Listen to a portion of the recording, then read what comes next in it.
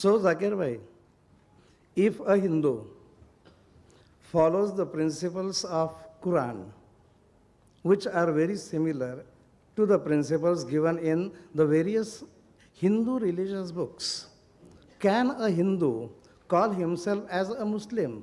Or on the other hand, can a Muslim call himself as a Hindu? Because the very topic of your lecture is universal brotherhood.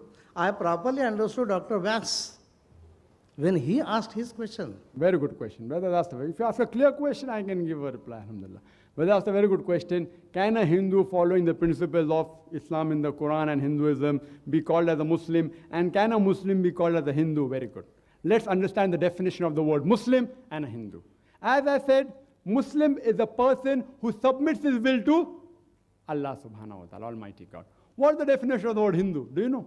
Hindu is a geographical definition.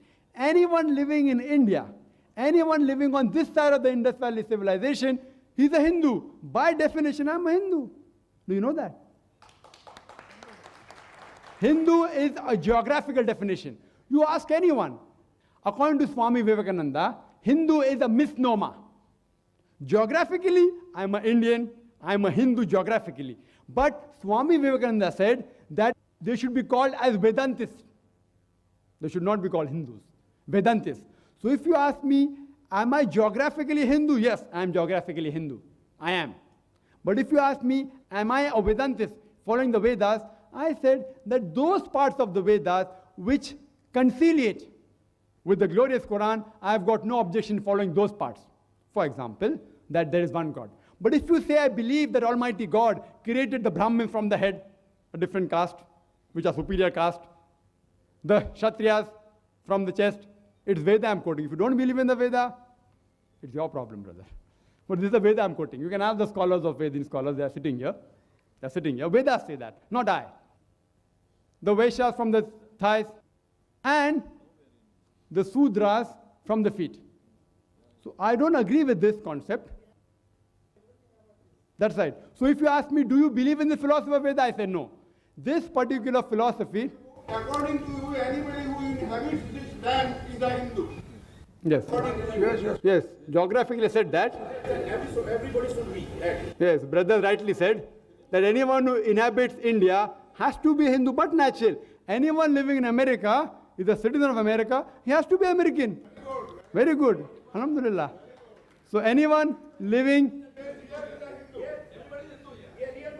Yes. That's it. I agree with you, brother. Geographically, everyone living in India is a Hindu. So I completely agree with it. By the geographical definition, if you say that anyone who lives in India is a Hindu, it's correct. Any scholar will agree, anyone living in India is a Hindu. Geographically, I'm a Hindu. But because I stay in India, can I be a Muslim? Yes. Of course. So a person, can a Muslim be a Hindu? Yes. If the Muslim is living in India, he can be a Hindu. But if a so-called Hindu lives in America, he's not a Hindu. You know that? He's an American. So Hinduism cannot be called a universal religion, according to the scholars. Hindu is the religion of India only.